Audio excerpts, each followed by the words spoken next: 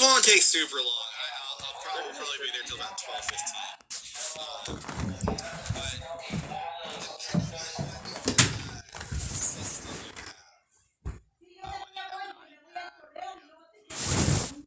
Phone probably won't work.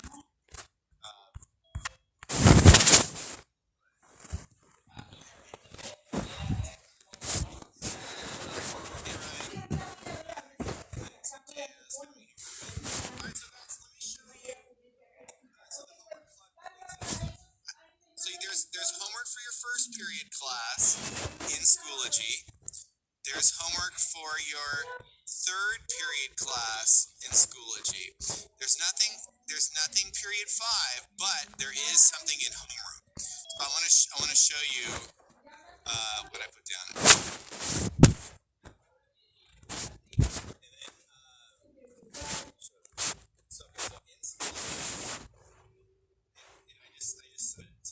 It's a tiered support club presentation. For today's activity, you either need to do a tiered support club or to cook something in the house using a small appliance. Write about the experience and take a picture of it if you can. Now remember, one of the options you can do is you can actually make a video. So I made a video, and you are so lucky. I'm going to show you the video.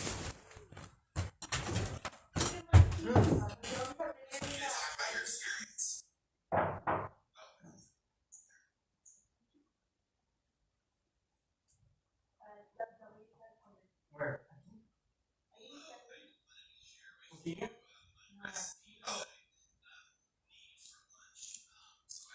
See me?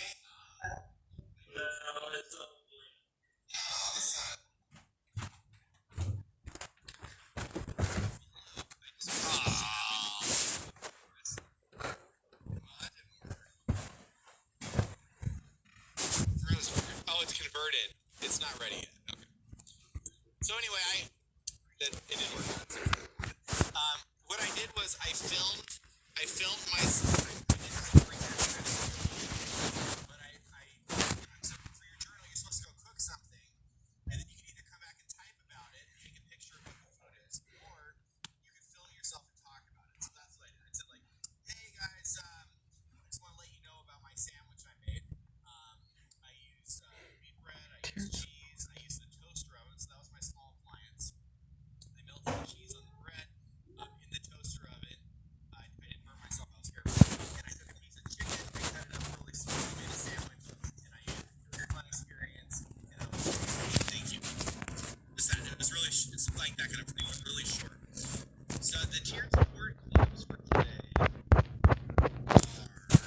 should I show you?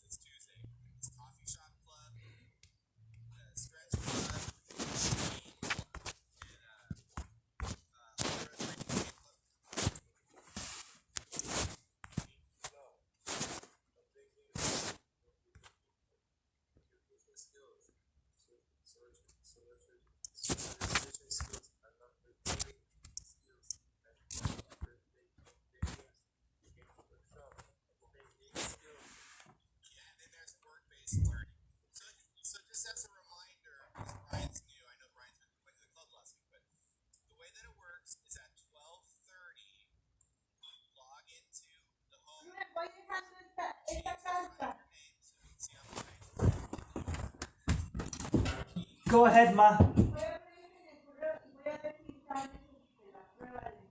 Okay.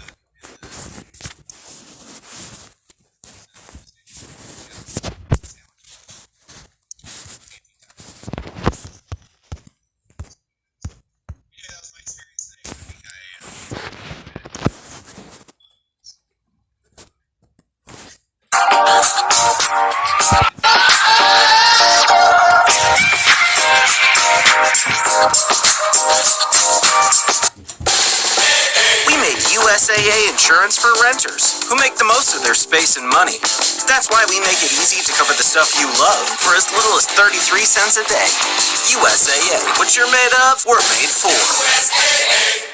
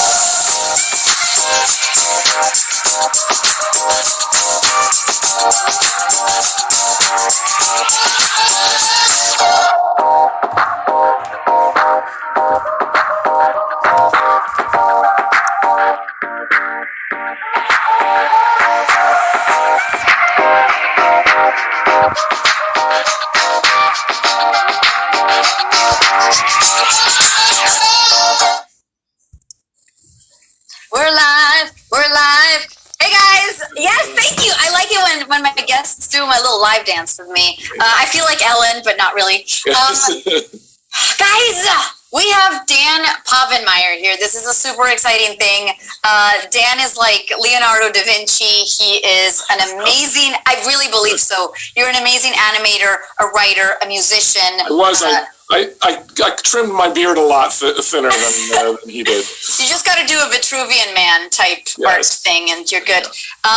But among the things that you guys do know for sure that Dan has created are Phineas and Ferb, Milo Murphy's Law, the voice of Doofenshmirtz, and he's currently working on a show called Hamster and Gretel for Disney. People are going, hi, welcome, Dan. Did you freeze on me? No. No, I'm there. How's it going? Welcome. I'm doing great, except I just had a root canal, so I can only feel like this half of my face. Okay, well, let's talk on the right side. Yeah, and, I'll talk out this side. Like this is how Seth MacFarlane looks when he does Peter Griffin. Oh, really? Yeah, he talks out one side of his face when he does Peter. So I'll just talk like that. You've also worked on Family Guy. I did for like 6 years or something like that. Holy cow! Did you voice a lot of characters on that, or no? I did not voice anybody till Doofenshmirtz, other than occasionally we would do little. We need a crowd here. Let's all just get in a room and do this, and just slide it in under the wire. But not on Family Guy. Family Guy, they had a bunch of writers were already SAG and stuff like that. Seth would periodically ask me if I was SAG because I would do temps for stuff, and he's like, "Are you SAG?" Like, it was like, I wish I was, because I would love to do it. But and at the time, you never thought, "Oh, I should join SAG." Just Well, you can only join SAG if you're hired. You can't just go and say, "Hey, can I just pay some dues?" Didn't you say, "Hey, boss, if you hire me, I will join, and then I will be"? But he had other people on staff that could do it that he wouldn't have to pay the Taft-Hartley for. There's like a $1,500 Taft-Hartley that the studio gets hit for when you put somebody new in. So, it was that didn't happen until I started doing Doofenshmirtz, and then I've been doing. How did that come about? You just had an idea of how Doofenshmirtz would sound, and so you said, "I kind of need to do this, dude." Yeah, when I was first writing those lines, like his first lines, like Patty the Platypus, what an unexpected surprise.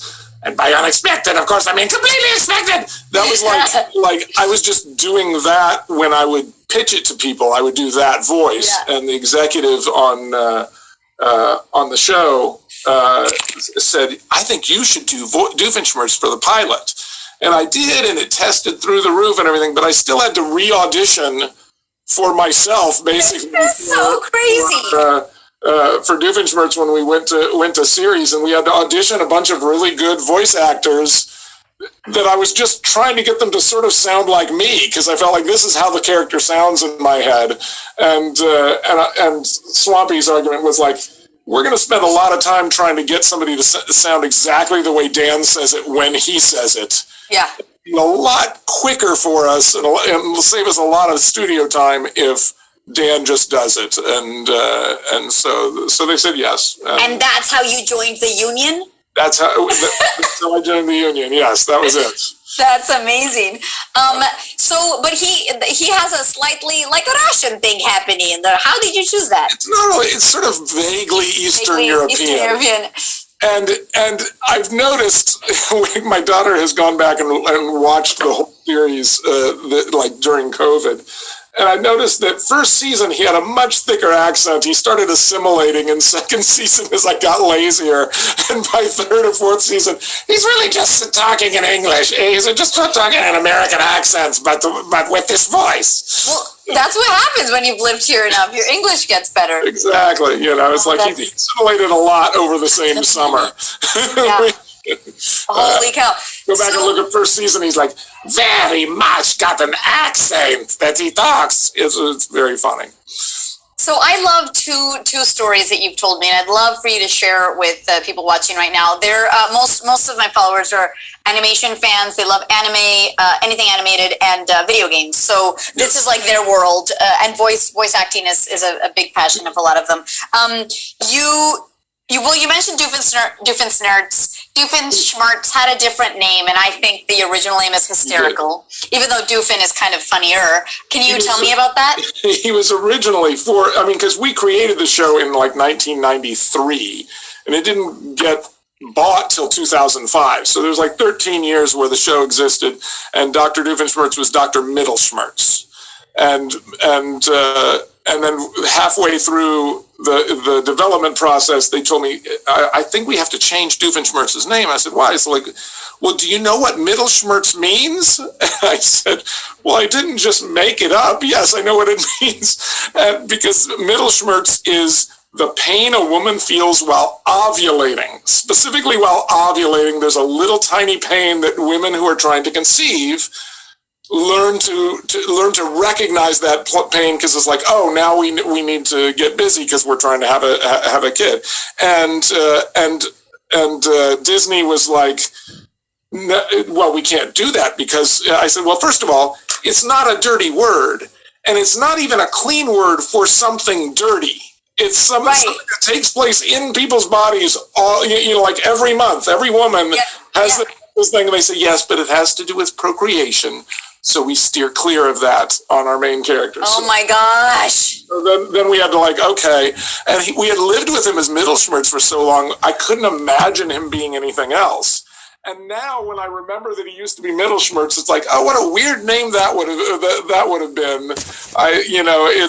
He just seems like Doofenshmirtz to me. I think it's a better name for him. But we got down to either Nackenschmertz, which translated in German as silly pain, as pain in the neck, or Doofenshmirtz that translated as silly pain, and we thought Doofenshmirtz sounded funnier, so we went with that. Oh my gosh, I love it. The chat right now is suggesting that Doofenshmirtz become a new character in Overwatch, because he would bring so much hectic chaos to it all. Yes. That's what he represents constantly, is hectic chaos. that's his. He's got resting hectic chaos face. That's so rad. And then also one thing that you shared recently was that these platypi, how do you say platypus plural?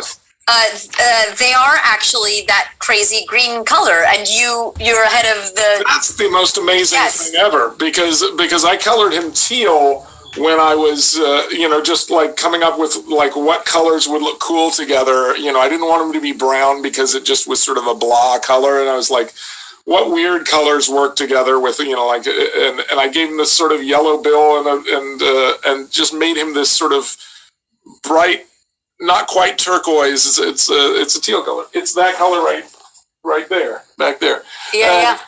And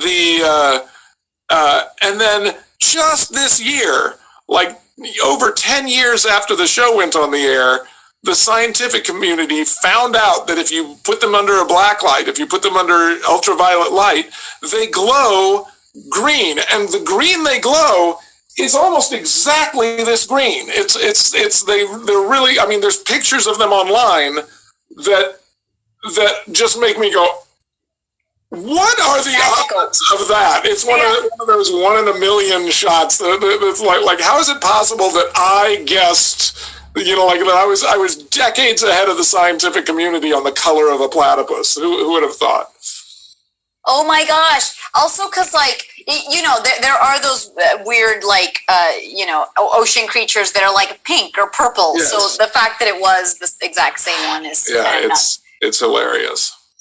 That's beautiful. Another one of the connections they're making is that Perry the platypus and one of the characters in Overwatch, Hammond, is voiced by Dee Bradley. So there's just so much overlap. That's not a coincidence at all, because Dee Bradley voices something in everything that you see. That's true. That's Anytime, including, like, if you're watching CSI or something and they drive past a field of cows, there's a good chance that's Dee as well. My God. Dee does animals noises for live action things all the time, you know, so, you know, like, we found out that Ashley Tisdale did the Sharpay movie and had no idea that the dog, all the noises the dog makes, or the vast majority of the noises that her own dog makes in that movie, are almost all Dee Bradley Baker.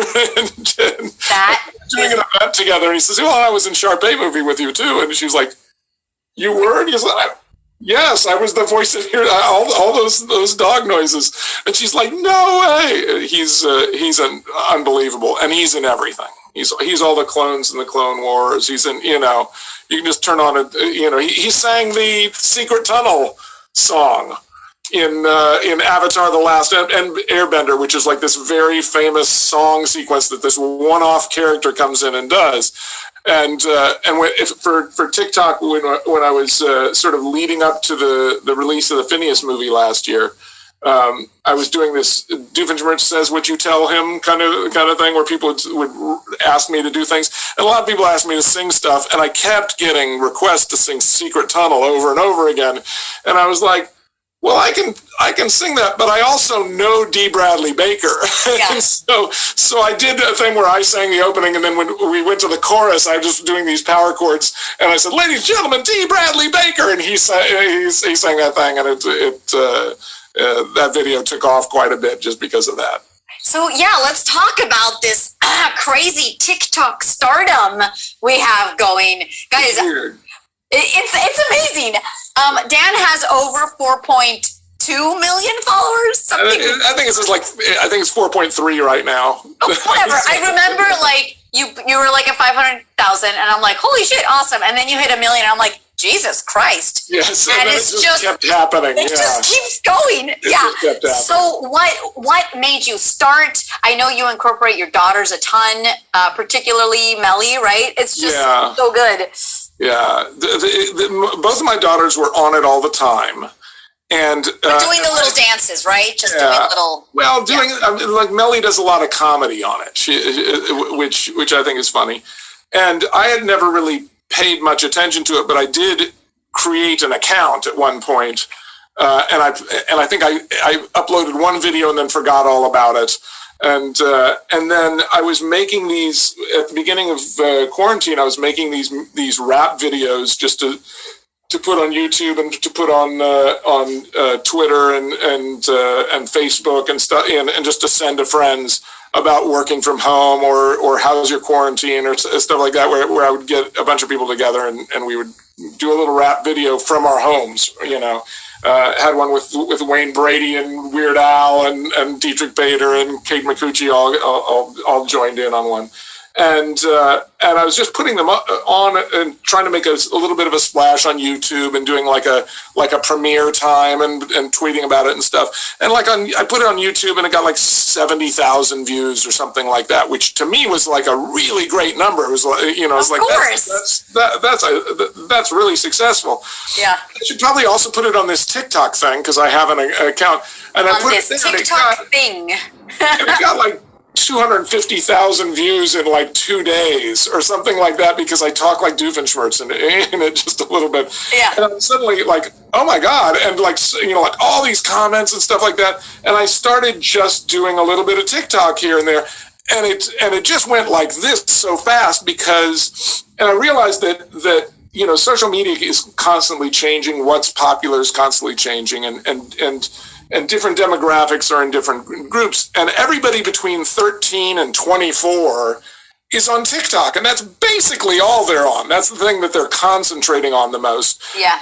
You know, just coincidentally, everybody who is between 18 and 34 grew up with Phineas and Ferb being the big show that they talked about at school and stuff like that. And they all know still all the lyrics to all the songs. They can quote episodes. There's a girl who did a thing on TikTok where she was lip syncing or talking along with like the first minute of this of one of the episodes and knew all the dialogue in rhythm.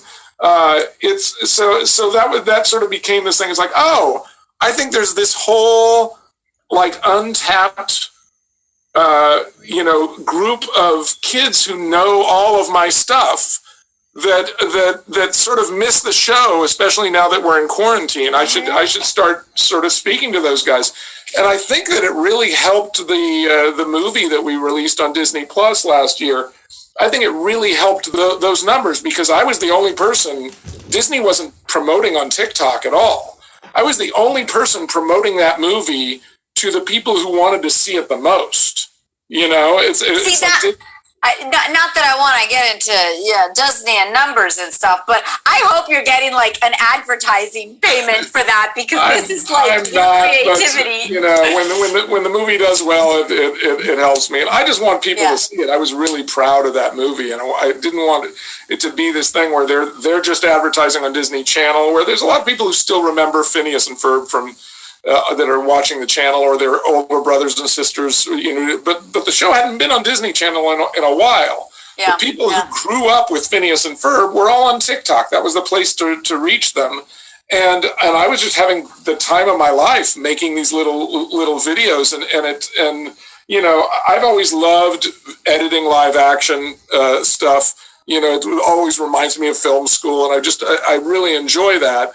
And it gave me an excuse to go ahead and get Premiere and learn the new program, and I've just had such a great time with it. And it's you know, like to me, the saddest thing in my life right now is that I'm working on a new show, and my schedule is so comprehensive that I'm not getting the time to really put a lot of effort into a production for, you know, I'm trying to stay and put something out every day on TikTok, but I'm stealing time from this and that, and so I'm not doing big productions. I haven't done any skits with my daughters in a while. I haven't, you know, it's like we used to, you know, through the summer when the movie was winding down, I spent a lot of time just concentrating on TikTok and enjoying it. So to me, it's the most fun I've ever had on a social media app. One of the interesting things about TikTok, though, is that, you know, the production value doesn't need to be super complicated or super high. You know, just you talking as Doofenshmirtz is entertaining enough for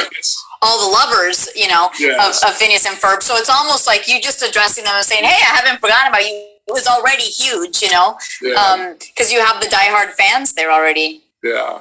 I did a video, I did a collab with what they call a clean rapper on TikTok. Sarah Maddock and I did a rap together that we wrote called "TikTok Hates Hard Work," because we noticed and like we reached out to all these other big creators on the app and said, hey, do you want to be part of this? Because, and as soon as I described what it was about, they were like, oh my God, yes, that's exactly what it is. Because you will work very hard and edit and storyboard and put like a little movie together for a minute, which takes a lot of effort.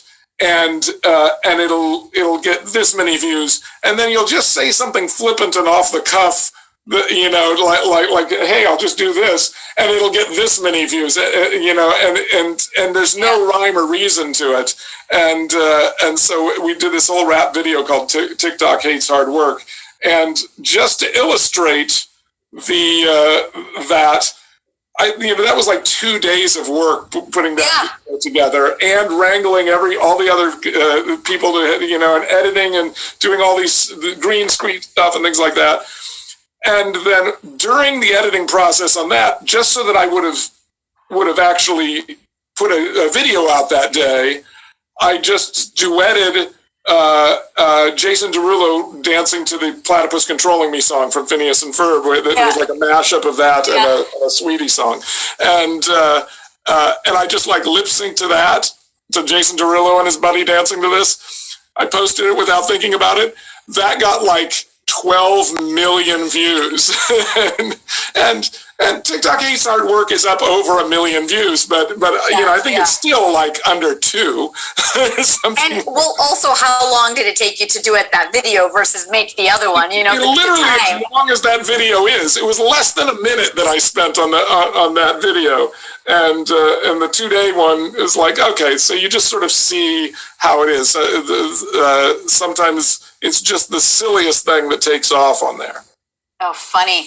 I've been thinking the same with my TikTok is not huge, but I'm working on stuff. And every once in a while I'll just go, okay, I'm going to try and imitate this character in a video game. And then that one seems to do well. And the one where I'm like, concocting stuff, it just kind of like falls flat. So you never know. The one of yours I saw recently was you doing the yoga poses, and I didn't recognize it as you for a while. I was like, oh my God, this girl is strong, because you were like on your hands, and you were like doing a back bend handstand, and then move down and put your feet out this way so that you look like a table on the 2 hands. And I was like, this girl's really, she looks a lot like, wait, that's Carolina. I showed it to Clarissa, and she was like, wait, is that Carolina? And I said, yes, that's Carolina. She's amazing. Yeah. Very impressed. Right, but that video is like, whatever, I don't know, 5 people watched it, and then you do something, I guess it's also fandoms, right?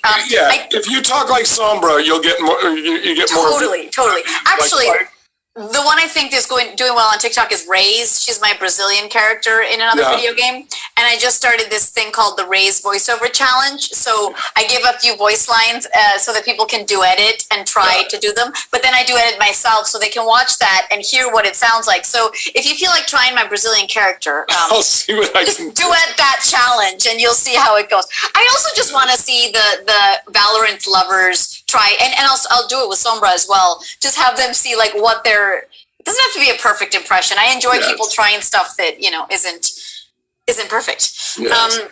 So gosh, we have so many people saying, oh my God, I grew up with Phineas and Ferb. Candy Nemesis loves it. Shouting out people who are big fans. And Nico Mamba Forever says his favorite Doof song is Goody Two Shoes Brother. Do you remember that one? What? My Goody Two Shoes brother, the favorite of my mother, is the one I want to smother in a ton of pigeon go.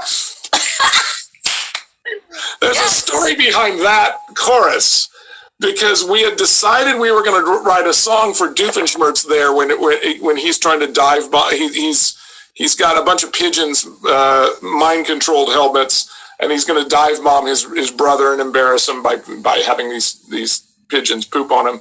And decide, okay, we'll have Doof sing like a big song there. And then we went into a meeting with the executives about some other thing entirely. And, it's about, I don't know, the schedule or something. And we're in this meeting, they're talking, and Swampy has got his legal pad, and he's like making really copious notes. And I'm like, he's writing down everything they say. Is this that important? I feel like I don't need to write this. Like, I was feeling, well, should I be writing this down? and we leave, and I said, like, what were the notes you were taking? And he said, oh, I wrote this chorus, and he had written it was like, but my Goody Two Shoes brother, the favorite of my mother, is the one I want to smother in a ton of pigeon glue. And I was like, we have to write the rest of that right now. And we just went into his office and wrote it. And you write a lot of the songs that are on Phineas? Yeah, I wrote the majority of the songs in Phineas. I either wrote or co-wrote. And holy cow! I've probably written around 500 songs for Disney at this point, something like that. I haven't actually checked my IMDb or anything, but Oh my God! it's a lot. It's a whole lot of them. See, guys, I wasn't kidding when I said he was Da Vinci. You're like, because you're an amazing artist. Like, you created the characters and you do the storyboarding and yeah. Holy cow. Swampy and I sort of did the show as if we were just doing it in our garage. Swampy does Major Monogram. We wrote a lot of the songs together. I mean, most of the songs in Phineas were written by either me and Swampy and Martin, or me and Martin. It's Martin is Martin Aaron's also dad, is right? one of our writers who's he's written comedy for I don't know how many years, and he's also a guitarist and a keyboardist, and so we would sit together, and Martin and I would come up with the melodies, and usually like sort of a chorus idea, and Swampy would be in the corner with his legal pad just writing a whole bunch of rhyming couplets that were clever and funny. Yeah. And as soon as we got the melody where we'd want to say, okay, what do you got? And he'd throw all this stuff down, and we would take the stuff that worked the best and put it in, and then fill in the spaces and stuff like that. It was a fun process. We had such a good time doing it. I was just going to say, do you work a day in your life? This all sounds like fun. I mean, there is a lot of work. It's there's a bunch of stuff that is sort of the work part of it, but so much of the process is so much fun for me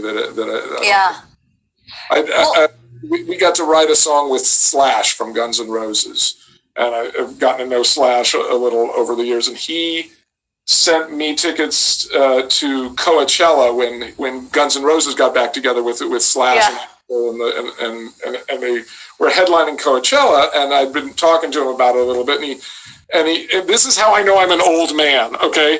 Slash writes me in an email, says, "Hey, do you want to go to Coachella? I can get you passes to go to Coachella.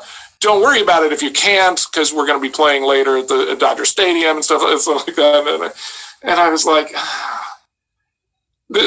I don't know if I want to drive out to Coachella.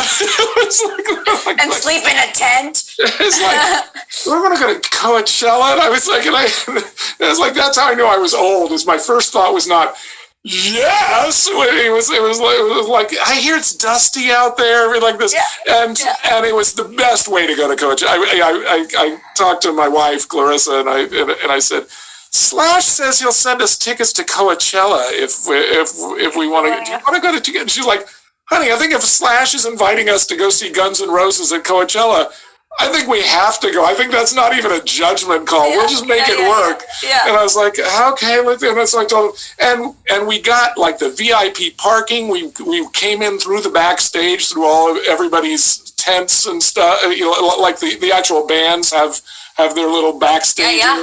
Set up. We got to be down front in the VIP section that's roped off so that we didn't have to get squished all together with everybody. They had great food. It was so well organized. We got there just as the sun was going down, so it wasn't hot and sweaty. We got to see Ice Cube. We got to see Halsey. We got to see like 3 other acts and then Guns N' Roses. And holy cow. There. And the reason I started telling this story is because I'm watching this thing, and I've seen Slash play before. I've seen him play with his band. I've seen him play in the room with me, writing a song. But he's up there, and suddenly he's got the huge screen with his, with his face up here, and he's playing, and they're playing all this music from Guns N' Roses, from the band that was like the big band when I was in college, Yeah. And it was really cool. And I see him up there, and then I turn around and I look over this sea of heads just bobbing up and down, and and it goes off into the distance, so you can't see it anymore. And I think, oh my gosh. Slash is at work right now. This is what Slash does this is his work. He has a weirder work than I have, and I have a pretty surreal job. He's got and I told him that, and he said, dude, that's not my job. That's the perks of my job. My job is all the other crap.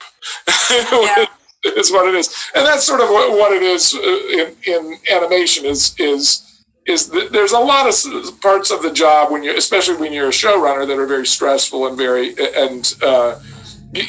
you're constantly on deadline for 4 different shows every week. There's a deadline for this part of the process, and you're just trying to keep this sort of unruly train wreck from getting too far from the tracks. But all of those things are also fun. Every part of that process is fun. I love the editing. I love the writing. I love the drawing. I love the writing songs. I love doing the voices. It's. I can't recommend anything higher than that. Yeah. There is a lot of things going at the same time. While you were doing the Phineas and Ferb movie, you were also pitching the pilot that now is a project you're working on. Can you tell us a little bit about that? Yeah, I went off. I told our development exec at the time, Jermaine Turner, the basic idea of this show that I wanted to do, and he was like, "Oh, that's exactly the kind of thing we're looking for. Why don't we'll talk after the break?"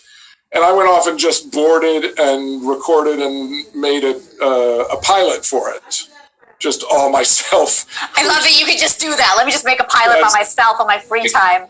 Because for me, I've seen so many people go through the development process, especially at a big place like Disney, where you write a script and they give you notes, and you write another draft and they give you notes, and then you write another drafting like this, and that can go on for a year, and I don't feel like doing that. And so for Phineas and for Milo and for Hamster and Gretel, I just went off and made a pilot that was all me doing all the voices, but they could see what the show was. Yeah. Because that's part of the problem of reading a script, is nobody can really tell what that's going to be like just from the script. They can say, okay, this is a good script, but you have no idea whether it's going to be funny or good or anything by the end of it, because it's all dependent on the execution. Yeah. And this way, I was just able to show them how it was all going to be executed, and then they loved it, and they threw it right into testing, and it tested. I guess they tell me it broke all their testing records. So, well, that's great. So what's the premise, or if you can share this? I can share. So it's Hamster and Gretel is about Kevin and Gretel, who are an older brother who can drive. He's like 16, and a much younger sister. I had a sister that was almost 10 years younger than me when I was younger. So I like that dynamic of the kid who's almost an adult and the sister who's still really a kid, not even a teenager at this point. And Kevin has been waiting till he could drive because he feels like his life is going to start. He can go out and grab his own destiny now that he has wheels. And of course, it's not like that when you're the older brother. You end up being the chauffeur for your younger sister, and so he's just driving his little sister to and from places in his mother's minivan. And they're on one of these trips to soccer or something, and they get stopped by a big alien ship, like a UFO, that tells them in this big booming voice, "The two of you have been chosen to receive superpowers." And he's like, "This is it. This is my destiny is going to start." And they get hit with this big beam, and then the guys fly off and say, "Use your powers for good," and they fly off, and the powers have gone on to Gretel and her hamster, not onto to Kevin, because she had her hamster in the car, and as you can imagine, that creates a little bit of friction between the brother and the sister. But it's really it's this superhero comedy that's really about the relationship between this brother and sister who really love each other, but their dynamic has changed drastically because one can now lift a bus over their heads. So it's really fun. So basically, every episode there's going to be an adventure that they have to kind of go on. Exactly. Yes. Exactly. It's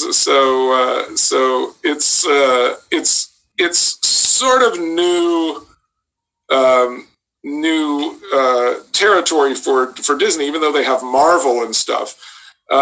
Because it's primarily a comedy.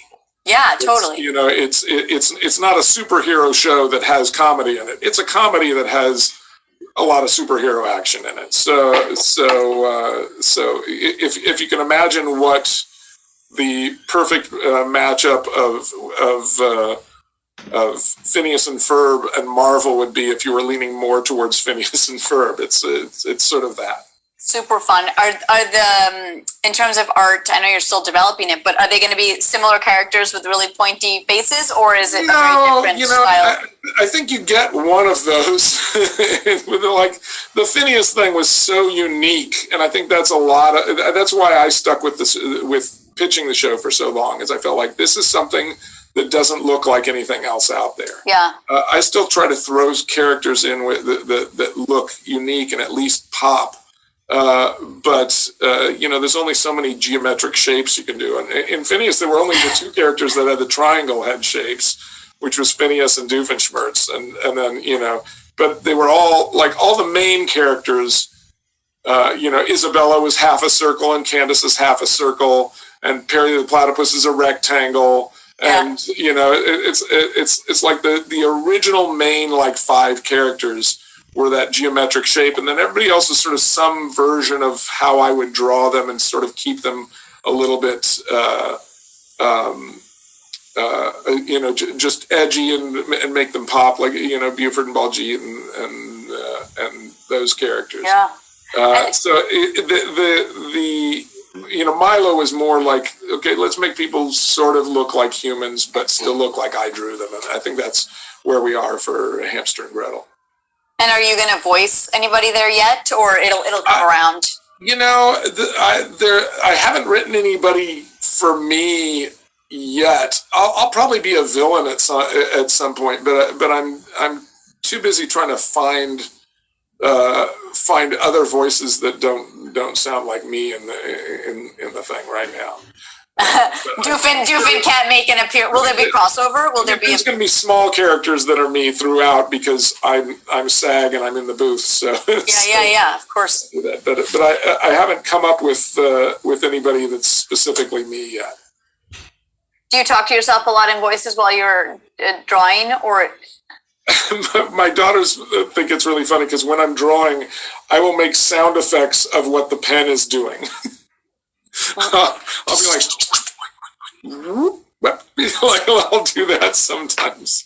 Oh, have you done any videos like that for TikTok? That would be super fun. Like the process of animation. I've done some lives where people see me drawing, and I often end up doing that and then laughing about it. But no, I really haven't done much drawing on TikTok. There's a lot of people who do drawing on TikTok.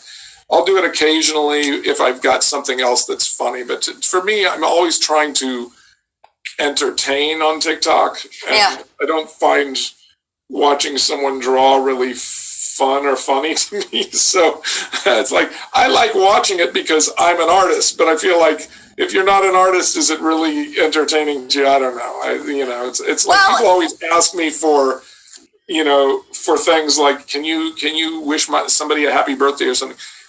At the beginning, I started doing that and then realized, I cannot keep up with this. It's like suddenly, I did it once and I had 500 requests within 6 hours of that. Yeah, no. I tried to do a whole bunch of them and say, okay, I'm just not going to be able to do this. Yeah. But I'll still do requests of things for people if I can come up with a way, like if somebody requests something and I think it's sweet, or, I think, I should try to figure out a way to call this person out or draw something or like this. It's always whether I think it's going to be fun to watch. If I can't think of an angle that makes it fun, then I usually don't have the time to do it. That's good though. You're choosing to do things because they're fun, not because you think that that's what people need to see or want to see, Yeah. It's kind of a good life philosophy. Yeah. That's all I ever really do is try to... The cool thing about TikTok is it's given me... Because I really only feel right now when I'm making product that people can enjoy. Yeah. Right? Because I've been doing that for so long. Yeah. It's weird. It's weird when I'm in between projects, and we went from Phineas to Milo to the Phineas movie, and there were all these overlaps. And then the Phineas movie ended like 2 or 3 months before we started production on Hamster and Gretel. So I would have been really probably depressed if I not had an outlet to put all my creativity into, and that's what's well, and an outlet with a response, right? Yeah, People were excited, they were digging I could it. make it, and people could actually enjoy it. Yeah. Because I've gotten very spoiled by that over the years. Because I remember for so many years I was just drawing stuff for myself In a vacuum. Yeah, in a vacuum, and it's so much better when I can just put it out there and have people enjoy it and comment on it, and I can have a little bit of back and forth with the audience, which is something that we've only really had since the internet. It's like even TV used to be, you make it in a vacuum, you take it out there, and then you look at these numbers on a rating sheet. Yeah. That's what's great about the internet, is you can just go online and search for Phineas and Ferb or Milo Murphy's Law and see what people think of it. Well, but not just the internet. These new apps that are super interactive, because you could know that 40 million people watch Phineas and Ferb, but until they're all commenting and you or you see people duetting or like whatever, then you go, oh my God, this has affected so many people so positively. Yeah. We have Lightning Shay say, all I want to hear at this point is how Dan would describe video chatting if it was one of Doof's Inator machines. I've made a talk to your face Inator, because on a telephone you don't get to see the other person's face. So I've created an Inator that will allow you to see the face of the person talking on the phone. And I call it the Talk to the Face Inator, and it's going to be big.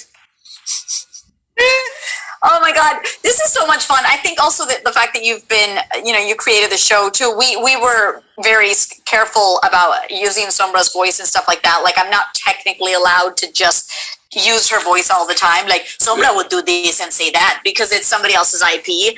But you're like the creator, and in the end, you're helping Disney by all this crazy publicity that ends up helping them. Yeah. That's kind of magical. Disney started realizing, like when they saw my numbers start going up, they started using me in ways they had never used me before for promos and stuff like that. Because it's like, oh, people recognize Dan's face now. We can put him on the channel here. So I shot a promo for a Phineas and Ferb marathon in this room on my phone that went on the air on Disney Channel like the next week, where I was like singing the Perry the Platypus song. Yeah, as me. It was they're doing a lot more of that kind of stuff. They're like, oh, can you do a little video to announce Hamster and Gretel? Can you do? It's like there's a lot more of that. Oh, okay. Now the audience will know, like his visual, the visual of him means a little bit something to our audience now. Absolutely. Well, another thing that I've realized by going to Comic Cons is, even like I've been a fan of Disney movies my whole life, but then watching the voice come out of a human versus the cartoon is so different. And I love those videos. Like, I watched a Phil Lamar Vanity Fair video, or one of those where they like put him in the booth and he's saying all the lines, and then they have his characters doing the thing here, and it's awesome to watch that. So when I see Doofenshmirtz coming out of you, who looks so different, it's just like, oh, like we geek out over that too. So obviously it makes sense that the public would want to see this. The first time I saw a video of myself, the first time they did a behind the scenes video of Phineas and Ferb, and they had actual video of me talking like Doofenshmirtz, I had that same disconnect that you would if you saw it, where I was like, oh, that's not what I expect that guy to look like at all. It's like, I had never seen myself do it. I'd only done it into a microphone, and then the only person I've ever seen talk like Doofenshmirtz was Doofenshmirtz. Doofenshmirtz, yeah. It was like, oh, that's so weird seeing that come out of that guy's face. Yeah. A lot of the comments are like, oh, why does she squint so much when she does Sombra's voice lines? And I'm like, I don't know. That's how the voice comes out. She's all badass, so she does this all the time. Obviously, the animated character doesn't do that, but that's how I need to get into her. It's just it's a funny thing. Yeah. Oh man, that's so exciting though. So when do you have an idea of when Hamster and Gretel is potentially gonna come out? I think I'm not allowed to say, but we're at the very beginning of the process, so it's probably at least a year, probably something like that. It takes 10 months to animate an episode, and we haven't really started storyboarding yet. I mean, I have 2 episodes that I've storyboarded that are the pilot, but you know, it's a long process. It'll be a while. Holy cow! Yeah. And does Disney have animators overseas, or do you guys do everything? We do all the main poses here, and the in-betweens and the lip sync is done overseas. So Yeah. like, you know, like I always describe it, like, if you're throwing a punch, we'll draw this picture and this picture, and they'll draw this one, and this one. Yeah. You know, so or, you know, if somebody's just talking, we'll go like this, and we'll hit the different poses that somebody talks with. But all of the mouth movements and the in-between poses are all done overseas. If you're doing action, there's a couple things I've put up online where it's our animatic versus the final, and I usually do that for the action scenes, because those we end up pretty much animating here rough, and then then they're cleaned up overseas, because we just give them enough information that we feel like we try to make it mistake proof. Like, you know, if they draw between this drawing and this drawing in this many frames, They can't we'll F it tell up. them how many frames to do in between. Then it should look good, and we still get stuff back that are like, what were they thinking here? You know, I don't get what. Oh, Third eyeball appeared. yeah, exactly.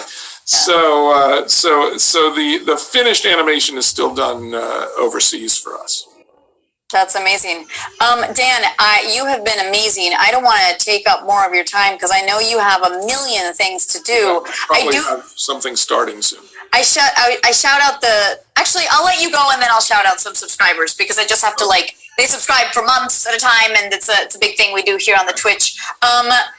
Thank you, Dan. This was super great, fun. Carolina. I can't wait to see you in real life when all of this pandemic thing is over. I know, we need to have some arepas and, do some VR fun or something. Very good.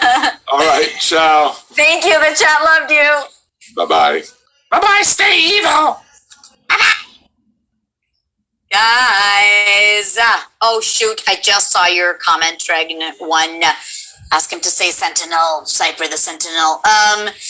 Yeah, he's just a really busy man. So I didn't want to hold on to him too long, because I told him I'll hard out at 1, and then shouting you out will take a little bit longer, you know. So let's do this. Stay cool. Yeah. All right. So Croco guy subscribed for 5 months, dude. That's incredible. Thank you. We would like to thank you from the bottom of our hearts. Thanks for all the amazing interviews, Carolina. That's what he said.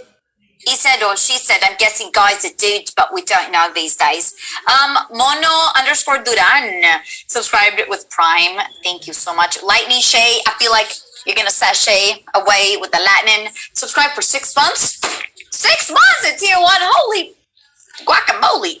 Yeah, I know. I like avocados. Cyberbot XD1 subscribed with Prime. Thank you. Lila Lonerber. I'm trying to figure out where the word ends, because it could be Lilala Uneber or Lila Lonerber or Lilala Uneber. I'm going to shut up. But you cheered 45 bits, so thank you. Aguacate, 1,000 pesos, 1,000 pesos el aguacate. I went on a live stream with a Brazilian voice actress who dubs Sage in Brazil. And as a surprise, she had on the girl who dubs Reis into Brazilian Portuguese there. Her name is Marina. She was amazing. And we were hearing some screaming happening, and it's, street vendors in Brazil, selling stuff. And I said that back home in Colombia, people sell avocados. How much is 1,000 pesos? Right now it's like 33 cents. It's not a lot. So maybe one avocado is 30 cents. Here in California, an avocado can go anywhere from $1 to $3 a pop. So, te conheci lá. Legal, obrigada. Eminanda 16. Falta en Chile, creo que en Argentina también. So bolsa de la basura, 1,000 pesos, aguacate. And I got a shout out. Ubans subscribed for 3 months in advance at tier 1. Dude, thank you so much. Phoenix, you're a star. Who says that? Valorant, could you please say the voice line? Phoenix, you're a star. Get it? Ha. Okay, I'm sorry. Does Astro say that to him? Ray says that. Man, I don't even know these things. You see? What is it? Triple baby. Yeah, that's what's up. All right. Maisie Grove, the stream literally had the loud Portuguese in the background. Yeah, fascizi, exactly. Foi a melhor live. Nunca ri tanto. Oh, legal. I really am so glad that you guys enjoyed the live with the Brazil. Guys, we had 5,000 people watching. It was like, wow. Lots of Valorant players in Brazil. They mostly play in Portuguese, but it was fun to be able to do the translation stuff. Oh, surrounded by media familia. We won't lose. Volvamos a la medianoche. Volvamos something medianoche. No hablas español. Yeah, that's what adjusted. So this one is for Sombra voice line. Meow_indeed asked for that. And I just gave it to you. I can do it again though. Volvamos a la medianoche. Yeah. Guys, I hope you enjoyed Dan. I know he's a fun dude and super talented. We didn't do a lot of exchanges of voice lines, but he kind of gave us a little sprinkling of behind the scenes for Phineas and Disney stuff. I wanted to show you how cool my chair looks. If I take the pillow away, oh, you know what? The sun's changing, so sometimes it doesn't do the cool effect like it should because it's too bright. Let's see. Puta que pariu, cara. Ajuda. No, see? The magic is gone. It's sort of there. Yup. There we go. It's kind of magical. Kind of like there's a whole universe. Oh, there it is. Isn't that rad, guys? Imagine if the secret lab chair really looked like that. If y'all want to buy a secret lab chair, we have a link somewhere on my Twitch. There were discounts at Christmas. I don't know if there are some now, but if you use my link, I get a little perk, which is super nice. If you don't want to buy a chair, don't. I'm totally not pushing this on you, but in case you do want one, eu vou colocar meu Valorant em inglês. Obrigada. You might like, you might not. Let me know. Super duper. All right, guys, I need to go. I have a doctor's appointment. I'm going to go to the dermatologist, make sure all of my moles are under control. My friend just had some cancerous moles taken out, and I'm like, I need to get on that. So that's going to happen today. On my way, I'm going to stop by Anjali Bimani's to give her our dual prints that I signed, and now she's going to sign today at 2 p.m. And what else is happening today? Just all fun stuff. Tomorrow I have a recording, so life is good. I have not played Valorant. Looney Tunes was taken. I got to work on that. We'll see. Yes. All right, guys. This has been rad. I appreciate you being here. Who do we have Thursday? I already forgot. We have Jason Spisak. Guys, super talented voice actor. Look him up. You'll find stuff. But I'll be announcing him tomorrow. And then on next Tuesday, we have Jason Marsden from a Goofy movie. Then we have Jenny Yokobori, who does a bunch of anime and a new show called Rainbow something, Barbies or something. It's really cool. She, they're all fun stuff. Little cult followings everywhere. Then we have Kimberly Woods, who's from Onyx Equinox, which I work on Crunchyroll. Then Keith Silverstein. He is from Overwatch, but he does so many other voices. I want to pick his brain on stuff. We are getting Deborah Wilson, who was on Mad TV and a bunch of video games. Yuri Lowenthal, April 1st, Spider-Man. And we're starting to fill the other holes in April. So lots of stuff happening.